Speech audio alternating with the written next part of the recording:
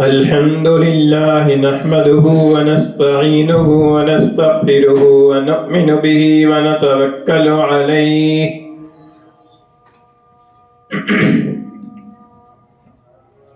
ونعوذ بالله من شرور أنفسنا ومن سيئات أعمالنا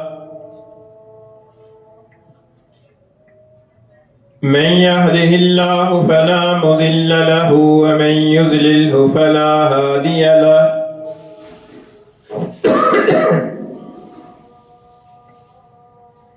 ونشهد أن لا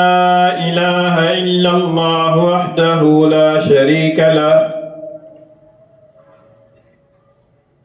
ونشهد أن سيدنا وسندنا وحبيبنا وحبيب ربنا ومولانا ونبينا محمدا عبده ورسوله وصلى الله تعالى عليه وعلى آله وأصحابه وبارك وسلم تسليما كثيرا كثيرا.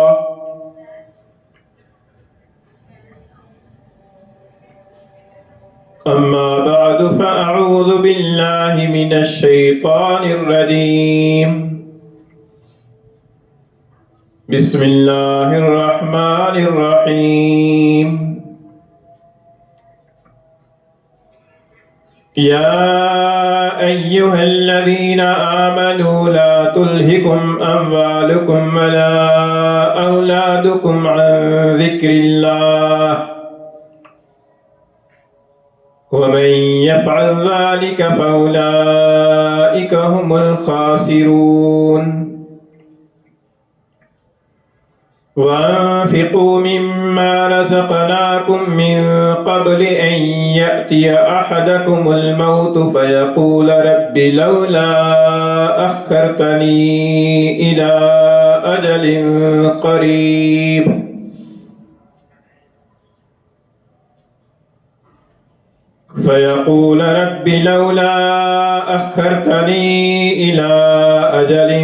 قريب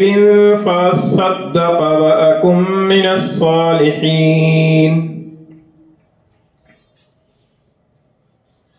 ولن يؤخر الله نفسا إذا جاء أجلها والله خبير بما تعملون. وعن أبي هريرة رضي الله تعالى عنه قال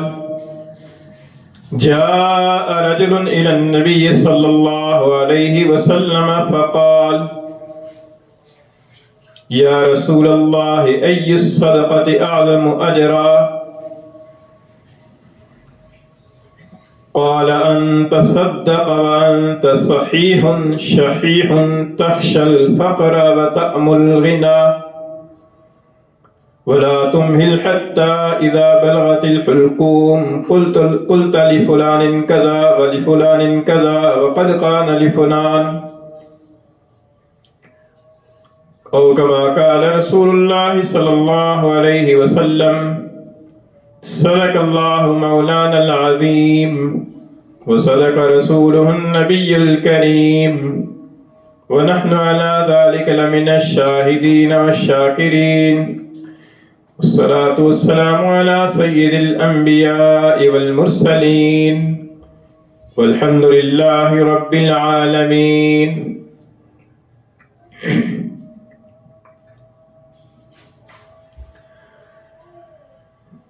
گرامی قدر سامعین،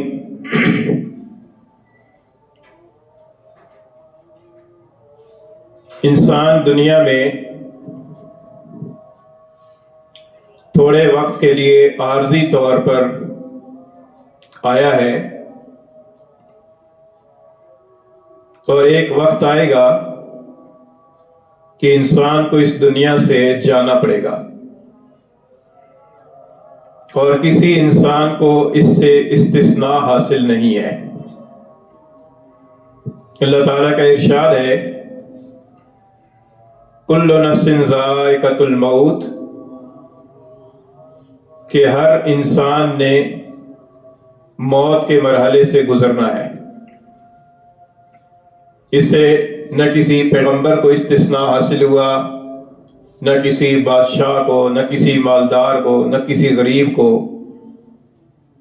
نہ کسی اور آدمی کو، کہ جب یہ موت کا مرحلہ ہر ایک کے اوپر آنا ہے تو اس موت کے لیے تیاری کرنے کی ضرورت ہے۔ اور جس انسان کی پر موت کا مرحلہ آ رہا ہو، اس کے پاس جو لوگ موجود ہیں ان کو کیا کرنا چاہیے، اس کے بارے میں بھی ہمیں علم ہونا چاہیے۔ تو آج کی اس مجلس میں اسی حوالے سے قرآن و حدیث کی روشنی میں کچھ باتیں عرض کرنی ہیں، اور اس سلسلے کے اندر سورہ منافقون جو 28ویں پارے میں ہے، اس کی آخری آیات آپ کے سامنے تلاوت کی ہیں، اور حضور اقدس صلی اللہ علیہ وسلم کا ایک ارشاد گرامی جس کو بخاری مسلم کے اندر نقل کیا گیا ہے، وہ ارشاد آپ کے سامنے پڑا ہے۔ یہ جو آیات کریمہ ہیں، ان آیات کریمہ میں اللہ تعالیٰ نے سب سے پہلے تو ایمان والوں کو مخاطب فرمایا ہے، اور فرمایا کہ یا ایھا الذین آمنوا، اے ایمان والو، لا تلہکم اموالکم ولا اولادکم عن ذکر اللہ، تمہیں تمہارے مال اور تمہاری اولاد اللہ کے ذکر سے، اللہ کی یاد سے غافل نہ کرنے پائیں۔ اللہ کے ذکر سے مراد اس آیت کریمہ میں کیا ہے؟ ایک قول یہ ہے کہ نماز مراد ہے، ایک قول یہ ہے کہ حج مراد ہے، ایک قول یہ ہے کہ زکوٰۃ مراد ہے۔ حسن بصری رحمۃ اللہ علیہ سے منقول ہے، فرماتے ہیں کہ اللہ تعالیٰ کے احکام کی فرمانبرداری کرنا مراد ہے۔ اور مطلب آیت کا یہ ہے کہ ایمان والوں کو ہوشیار رہنا چاہیے، کہیں ایسا نہ ہو کہ اپنی اولاد کی وجہ سے یا اپنے مال کی وجہ سے اللہ کی نافرمانی کے اندر اور غفلت کے اندر مبتلا نہ ہو جائیں۔ بعض اوقات انسان اپنا مال کمانے کی غرض سے جب لگتا ہے تو اللہ کے احکام کو بھول جاتا ہے، اللہ کے فرائض ہیں، نماز کو بھول جاتا ہے، اللہ نے جن کاموں سے منع کیا ہے جیسے جھوٹ بولنا، دھوکہ دینا، ان سے بھول جاتا ہے، ان کی نافرمانی کر بیٹھتا ہے، اور مال کو ناجائز طریقے سے کمانا شروع کر دیتا ہے۔ پھر بعض اوقات مال کے خرچ کرنے کے اندر اللہ تعالیٰ کی نافرمانی میں مبتلا ہو جاتا ہے کہ مال تو حاصل ہو گیا لیکن اس کو نافرمانی کے مواقع پر خرچ کر رہا ہے، اور پھر مال کو جہاں پر خرچ کرنا ہے وہاں پر خرچ کرنے سے ہاتھ رکتا ہے، زکوٰۃ دینے سے، صدقہ خیرات کرنے سے، خیر کے کاموں میں خرچ کرنے سے رکتا ہے۔ یہ مال کی وجہ سے اللہ کی نافرمانی کے اندر مبتلا ہونے کی شکلیں ہیں۔ اولاد کی وجہ سے یہ کہ جب انسان کی اولاد ہوتی ہے تو اولاد کی محبت کے اندر آ کر بعض اوقات ان کی ایسی فرمائشوں کو پورا کرنے کے لیے جو ناجائز ہیں ان کے لیے انسان کوشش اور محنت کرتا ہے۔ بعض اوقات اپنی اولاد کو خوش کرنے کے لیے اور ان کا مستقبل بنانے کے لیے مال ناجائز طریقے سے کماتا ہے، اولاد کی وجہ سے اللہ کی نافرمانی کے اندر مبتلا ہوتا ہے۔ تو اس لیے اللہ تعالیٰ نے فرمایا کہ مال اور اولاد، تمہارے مال اور تمہاری اولاد، یہ تمہیں اللہ کے احکام سے، اللہ کی فرمانبرداری سے غافل نہ کرنے پائیں، یعنی تھوڑا سا ہوشیار رہنے کی ضرورت ہے۔ پھر اس کے بعد اللہ تعالیٰ نے فرمایا کہ وَمَن يَفْعَلْ ذَلِكَ فَأُولَٰئِكَ هُمُ الْخَاسِرُونَ، جو ایسا کرے گا تو وہ خسارے کے اندر مبتلا ہوگا، نقصان اٹھائے گا۔ تو اللہ تعالیٰ نے ایک چیز سے آگاہ فرمایا، متنبہ فرمایا کہ ایسا نہیں کرنا، اور پھر یہ بھی فرمایا کہ جو ایسا کرے گا تو وہ نقصان اٹھائے گا۔ یہ ایسی ہے کہ جیسے کوئی آدمی کسی سے کہے کہ فلاں راستے سے نہ جانا، وہاں پر مال لٹنے کا خطرہ رہتا ہے، جان کو بھی خطرہ رہتا ہے، اور اگر تم اس راستے سے گئے تو پھر نقصان اٹھاؤ گے۔ تو اللہ تعالیٰ نے یہ فرمایا۔ پھر اگلی آیت کریمہ میں اللہ تعالیٰ نے فرمایا کہ وَأَنفِقُوا مِمَّا رَزَقْنَاكُمْ، ہم نے جو کچھ تمہیں دیا ہے اس میں سے خرچ کرو۔ اس سے معلوم ہوتا ہے کہ ہمارے پاس ہمارا اپنا کچھ نہیں ہے، اللہ کا دیا ہوا ہے۔ ہماری جان اللہ کی دی ہوئی ہے، ہمارے اعضاء و جوارح اللہ کے دیے ہوئے ہیں، ہماری ذہنی اور جسمانی طاقت اللہ کی دی ہوئی ہے، ہمارا مال اللہ کا دیا ہوا ہے، یہ سب کچھ اللہ کا دیا ہوا ہے، ہماری اولاد اللہ کی دی ہوئی ہے۔ وَأَنفِقُوا، اور خرچ کرو، مِمَّا رَزَقْنَاكُمْ، اس میں سے جو ہم نے تمہیں دیا ہے، یعنی اپنے پلے سے تو تمہیں خرچ نہیں کرنا، ہمارے دیے ہوئے میں سے خرچ کرنا ہے، تو خرچ کرو اس میں سے جو ہم نے تمہیں دیا ہے، مِن قبل ان یاتی احدکم الموت، اس سے پہلے کہ تم میں سے کسی کو موت آ جائے، یعنی موت کے آنے سے پہلے پہلے خرچ کر لو، کیونکہ جب انسان کی پر موت آ جاتی ہے تو پھر انسان اولاً تو خرچ کرنے کے قابل نہیں رہتا، اور اگر وہ وصیت بھی کر جائے تو اس وصیت کا تیسرے حصے تک اس کا نفاذ ہوتا ہے، باقی 2/3 مال جو ہے وہ اس کے وارثوں کا ہو جاتا ہے۔ مثلا کسی آدمی نے مرنے سے پہلے وصیت کر دی کہ میرا مال جو ہے نا وہ میرا سارا مال صدقہ کر دینا، میرے مرنے کے بعد میرا جو کچھ ہے وہ سب فلاں مدرسے میں فلاں مسجد میں دے دینا، تو تب بھی اس کی بات کی پر عمل کرنا درست نہیں ہے۔ شریعت کے مطابق اس کے تیسرے حصے کی پر عمل کیا جائے گا، اور 2 حصے جو ہے نا وہ وارثوں کے اندر تقسیم ہوں گے۔ تو فرمایا کہ موت کے آنے سے پہلے پہلے خرچ کر لو، اور جب موت کے آثار ظاہر ہوں گے تو پھر انسان کی حالت کیا ہوگی، اللہ تعالیٰ نے اس کا ایک منظر بیان فرمایا ہے کہ اس وقت انسان کی خواہش کیا ہوگی، تمنا کیا ہوگی۔ فرمایا کہ اس وقت یہ کہے گا فیقول رب لولا اخرتنی الی اجل قریب، کہ میرے رب مجھے آپ نے کچھ اور مہلت کیوں نہیں دے دی، 1 دن 2 دن 4 دن کچھ اور مہلت دے دی ہوتی تو میں کیا کرتا، فَأَصَّدَّقَ وَأَكُن مِّنَ الصَّالِحِينَ، میں صدقہ کرتا اور نیک لوگوں میں سے ہو جاتا۔ اس سے معلوم ہوتا ہے کہ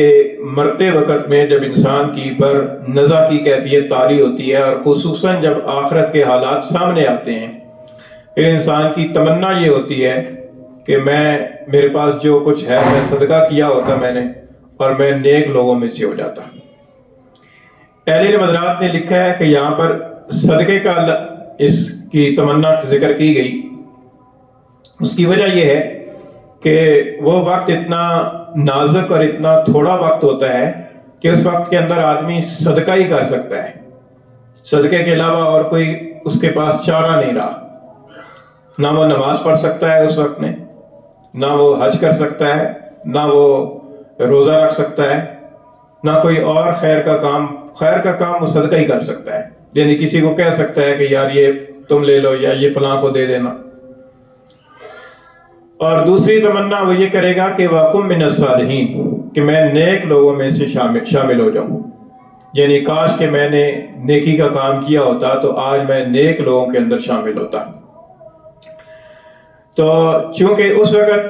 انسان کچھ کر نہیں سکے گا، اس لیے اللہ تعالیٰ نے پہلے سے آگاہی فرمائی کہ انسان کی اس وقت میں کیا حالت ہوتی ہے، اور اس وقت انسان کیا چاہتا ہے۔ اس چاہت کو اس وقت تو پورا نہیں کر سکتا، لیکن اس سے پہلے کی جو اللہ تعالیٰ کی دی ہوئی مہلت ہے جو سالوں کی پر مشتمل ہے، اس مہلت سے فائدہ اٹھا کر انسان کو چاہیے کہ وہ نیک اعمال کرے، اور نیک اعمال کر کے نیک لوگوں کے اندر شامل ہو جائے۔ آگے اگلی آیت میں اللہ تعالیٰ نے فرمایا کہ یہ جو وہ تمنا کر رہے ہیں نا کہ رب لولا اخرتنی الی اجل قریب، مجھے تھوڑی سی اور مہلت کیوں نہیں دے دی، تو اللہ تعالیٰ کے لیے کوئی مشکل نہیں ہے کہ اللہ تعالیٰ آج کی بجائے 4 دن بعد، ہفتے بعد انسان کی روح قبض کر لے، لیکن یہ اللہ کا قاعدہ نہیں ہے، اللہ کی سنت نہیں ہے۔ اللہ تعالیٰ فرماتے ہیں کہ وَلَن يُؤَخِّرَ اللَّهُ نَفْسًا، اللہ تعالیٰ ہرگز کسی انسان کو مہلت نہیں دے گا، اذا جاء اجلها، جب اس کی موت آ جائے گی، یعنی جب اس کی موت آ جائے گی پھر اللہ تعالیٰ ہرگز کسی انسان کو مہلت نہیں دے گا، پھر اس کی روح جو ہے نا اسی وقت میں قبض کر لی جائے گی۔ وہ جو مہلت اللہ تعالیٰ نے پہلے دی ہوئی ہے، اس مہلت سے انسان کو فائدہ اٹھانا چاہیے کہ جو مہلت اس کے پاس سال ہر سال سے موجود ہے، تو وہ اس مہلت سے انسان کو فائدہ اٹھا کر نیک کام کرنے چاہیے۔ اچھا، اس آیت کریمہ سے یہ معلوم ہوا کہ مرتے وقت میں انسان کی خواہش اور تمنا ہوتی ہے نیک بننے کی، تو اس لیے انسان کو زندگی کے اندر نیک بننے کی کوشش کرنی چاہیے، اور نیک بننے کے لیے نیک اعمال اختیار کرنا، فرائض اور واجبات ادا کرنا، اور حرام کاموں سے بچنا، اور جو گناہ کا کام ہو جائے اس سے توبہ استغفار کرنا اور صدقہ خیرات کرنا، یہ کام اسے کرنے چاہیے۔ اچھا، یہ جو ایک تمنا ہے اس کی، اس کے علاوہ حدیث شریف کے اندر یہ فرمایا گیا ہے کہ حضور اقدس صلی اللہ علیہ وسلم نے فرمایا، حضرت ابن عمر رضی اللہ تعالیٰ عنہ سے روایت ہے، فرماتے ہیں کہ کسی مسلمان آدمی کے لیے یہ جائز نہیں ہے، مناسب نہیں ہے کہ جس کے پاس وصیت کرنے کے لیے کوئی چیز یا کوئی بات ہو کہ وہ 2 راتیں بھی ایسی حالت میں گزارے کہ اس کے پاس اس کی وصیت لکھی ہوئی موجود نہ ہو۔ یعنی جس آدمی کے پاس کوئی ایسی بات ہے کہ جو اپنے مرنے کے بعد وہ چاہتا ہے کہ میرے وارث ایسا کریں، یا ان کو یہ بات ان کے علم میں آنی چاہیے، تو ظاہر ہے کہ موت کا جو وقت ہوتا ہے وہ تو ایسا نازک وقت ہوتا ہے کہ اس وقت میں تو آدمی بتا نہیں سکتا، تو فرمایا کہ اس سے پہلے انسان کو وہ لکھی ہوئی صورت کے اندر موجود رکھنی چاہیے، تاکہ وہ جب اچانک فوت ہو جائے یا اچانک فوت نہ ہو لیکن وہ ایسی بیماری کے اندر مبتلا ہو جائے کہ جس بیماری کے اندر اس سے بتانے کا موقع نہ ملے، تو اس کے بعد والوں کے لیے ایک چیز موجود ہو کہ جس کی روشنی کے اندر ان کو مرحوم کے جو معاملات چل رہے تھے اور جو معاملات بیچ میں رہ گئے ہیں، یا جو مرحوم کرنا چاہتا تھا یہ نہیں کر سکا، جس کا ارادہ تھا کرنے کا اور ابھی تک کر نہیں سکا، تو اس کے بارے میں مرحوم کے جو وارثین ہیں ان کے لیے عمل کرنا آسان ہو۔ ورنہ تو ہوتا یہ ہے کہ انسان اپنی زندگی کے اندر 100 طرح کی باتیں کرتا ہے، 100 طرح کے معاملات کرتا ہے، کسی کے ساتھ ادھار کا معاملہ چل رہا ہے، کسی کی امانت رکھی ہوئی ہے، کسی کے پاس اس کی امانت رکھی ہوئی ہے، کسی اور کی امانت اس کے پاس رکھی ہوئی ہے، کسی کو اس نے قرضہ دیا ہوا ہے، کسی اور سے اس نے قرضہ لیا ہوا ہے، کسی سے سودا ادھار خریدا ہے، قیمت باقی ہے، کسی اور چیز کی کوئی معاملے کی وصیت کرنا چاہتا ہے اور چاہتا ہے کہ میرے مرنے کے بعد یوں ہو جائے، تو اسے چاہیے کہ وہ اس طرح کی باتوں کی ایک وصیت لکھ کر اپنے پاس موجود رکھے۔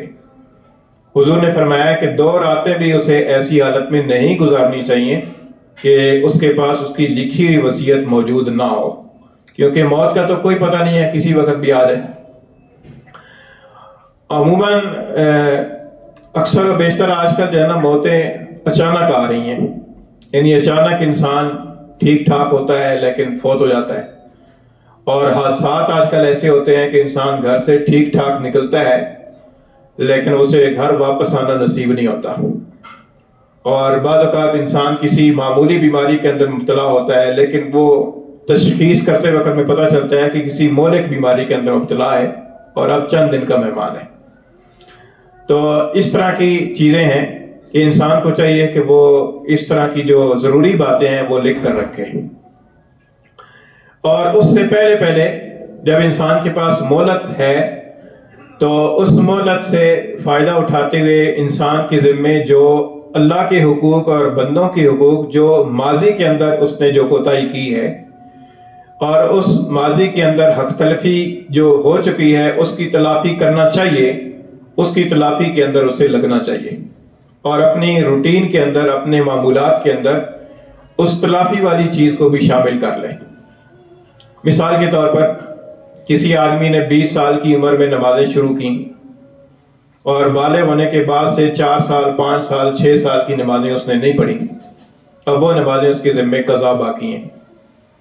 یا کسی نے اس سے زیادہ عمر میں جا کر نمازیں شروع کی، یا کسی کی نمازوں کی پابندی کی روٹین نہیں ہے،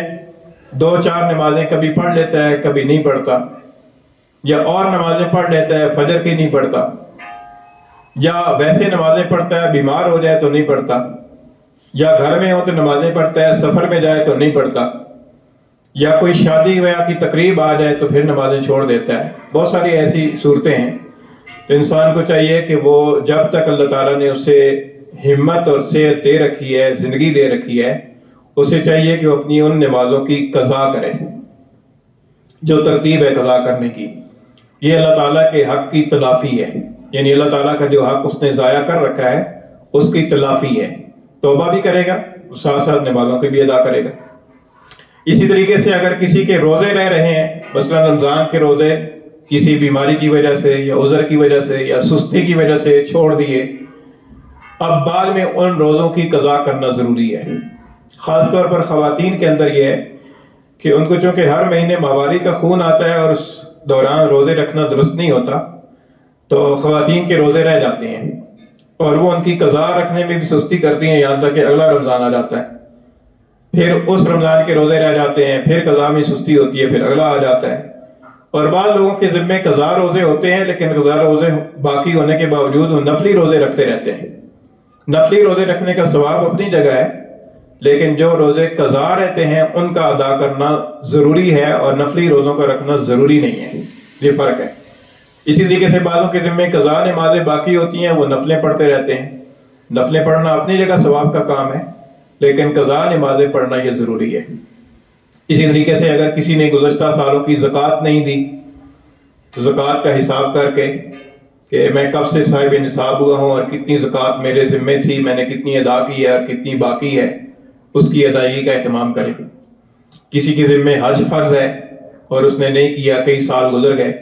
اسے چاہیے کہ وہ حج ادا کرنے کی کوشش کرے پہلی فرصت میں۔ اچھا، اس کے علاوہ بندوں کے حقوق کئی ضائع ہو جاتے ہیں۔ حدیث شریف میں آتا ہے کہ حضور نے فرمایا کہ اگر کسی آدمی نے اپنے کسی بھائی پر کوئی زیادتی کی ہے، چاہے اس کی عزت نفس کو مجروح کیا ہے یا اس کے مال کے اعتبار سے اس کی زیادتی کی ہے یا اسے مارا پیٹا ہے، تو اسے چاہیے کہ وہ قیامت کا دن آنے سے پہلے آج ہی اس کے ساتھ معاملہ صاف کر کے اپنے معاملات کلیئر کرے، اس دن کے آنے سے پہلے کہ جس دن اس کے پاس درہم اور دینار نہیں ہوگا، یعنی اس کے پاس کوئی کرنسی نہیں ہوگی کہ جو کرنسی دے کر تو وہ اپنا معاملہ صاف کر لے۔ دنیا کے اندر تو یہ ہے کہ کسی کا ناحق طریقے سے مال لے لیا تھا، کسی سے رشوت لے لی تھی، کسی سے ادھار لیا ہے، واپس نہیں کیا، عرصہ گزر گیا ہے اور وہ بھی بھول بھلا گیا ہے، تو اس کے انسان کو سوچنا چاہیے اور سوچ کر حساب لگانا چاہیے کہ میں نے کس کا کتنا دینا ہے۔ اور آج اس دنیا کے اندر ادا کرنا آسان ہے، اور آج اس دنیا کے اندر اگر موجود نہ ہو تو اس سے معافی مانگنا بھی آسان ہے، لیکن کل قیامت کے دن چونکہ ہر بندہ محتاج ہوگا تو کوئی بندہ معاف کرنے کے لیے تیار نہیں ہوگا۔ تو اس لیے بندوں کے حقوق میں جو حق تلفیاں ہوئی ہیں ان کی تلافی کے اندر لگ جائے، تاکہ وہ صالحین کی فہرست کے اندر آ جائے۔ جو تمنا وہ مرتے وقت کرے گا، اکم من الصالحین، تو وہ صالحین کی فہرست کے اندر آ جائے، تو اس طرح کی چیزوں کے اندر لگے۔ اور پھر جو ضروری معاملات ہیں ان ضروری معاملات کے بارے میں وصیت کرے۔ ہمارے ہاں عام طور پر مرنے کے بعد رسم و رواج کرنے کے بہت ساری طریقے ہیں، رسومات ہیں، رواج ہیں مختلف، اور انسان کو اندازہ ہوتا ہے کہ میرے مرنے کے بعد بھی یہ کچھ ہوگا، میرے مرنے کے بعد بھی یہ تیجے 40ویں اور یہ جمراتیں کی جائیں گی، اور میرے مرنے کے بعد بھی اس طرح کے ہیلے بہانے کیے جائیں گے۔ تو اس طرح کی رسومات کے بارے میں اس سے وصیت کرنا کہ میرے مرنے کی پر ایسے کام نہیں کرنا، تاکہ وہ بری ذمہ ہو کر جائے۔ تو اس طرح کی وصیت کرنا، اور اس طرح کے کوئی اگر کام اس کے ذمے رہتے ہیں، مثلا اس نے نمازیں ادا کرنا شروع کر دی ہیں لیکن نمازیں بہت ساری قضا باقی ہیں اور وہ اتنی ادا نہیں کر سکا، تو اس سے لکھ کر جانا چاہیے کہ میرے ذمے اتنی نمازیں رہتی ہیں، ان کا بس فدیہ ادا کر دیا جائے،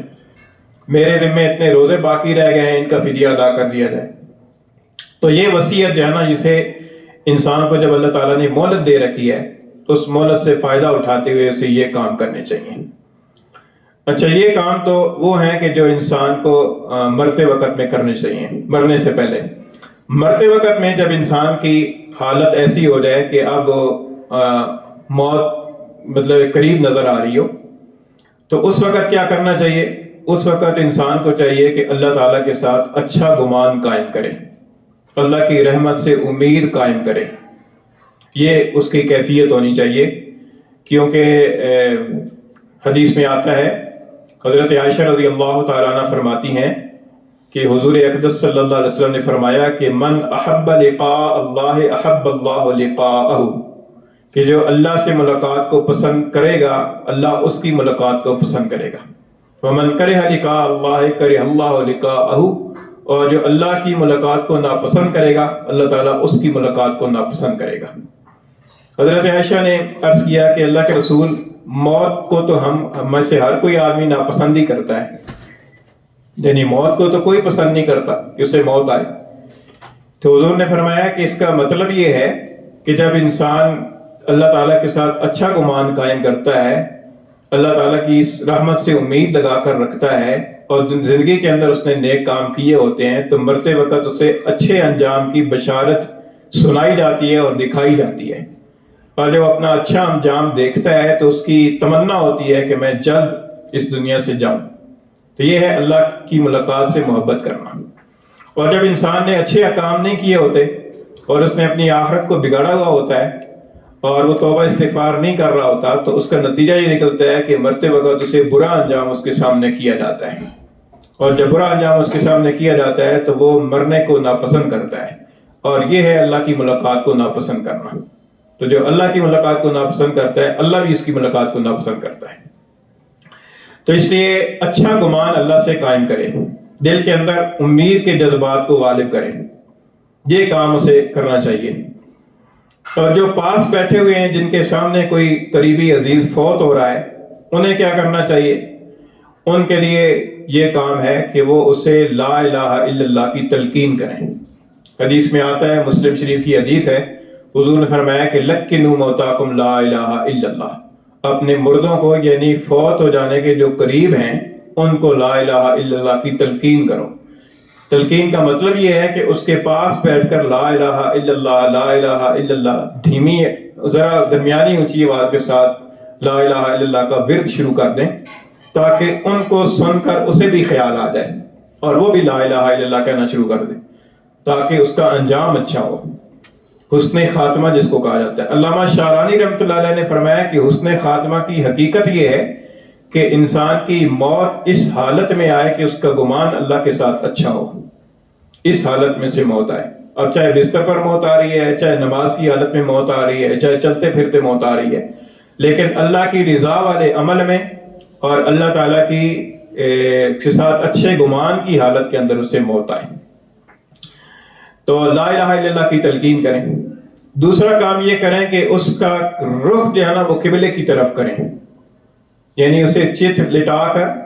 یا تو کروٹ کے بل لٹا دیں تاکہ اس کا سینہ اور اس کا چہرہ پورے کا پورا قبلے کی طرف ہو جائے، اسے شمالن جنوبن لٹا دیں اور اس کا چہرہ قبلے کی طرف کر دیں، اور یا یہ ہے کہ اس کے جو ہے وہ اس کا چہرہ جو ہے نا وہ قبلے کی طرف کر دیں۔ اس کو توجیہ المقتدر کہتے ہیں کہ جس کی موت کا وقت قریب آ گیا اس کا قبلہ کی طرف اس کا چہرہ کر دیا جائے۔ اور تیسرا کام یہ کریں کہ سورہ یاسین کی تلاوت کریں۔ حدیث میں آتا ہے کہ اقرؤوا علی موتاکم، یعنی سورہ یاسین کو اپنے مردوں کو پڑھا کرو، اس سے ایک تو روح آسانی سے نکلتی ہے، اور دوسرا یہ ہے کہ سورہ یاسین کے اندر آخرت کے حالات کو اللہ تعالیٰ نے بیان فرمایا ہے، اور قرآن مجید کا قلب قرار دیا گیا ہے دل، تو دل کو دل سے راہ ہوتی ہے۔ جب قرآن مجید کے دل کی تلاوت ہوگی تو مردے کے دل کے اوپر اس کا اثر ہوگا، اور اس کے اندر آخرت کی یاد تازہ ہوگی، اور اس کے لیے موت بھی آسان ہوگی اور اچھی حالت کے اندر اسے موت نصیب ہوگی۔ تو یہ کام ان لوگوں کو کرنے چاہیے کہ جن کے سامنے ان کا کوئی قریبی عزیز فوت ہو رہا ہو،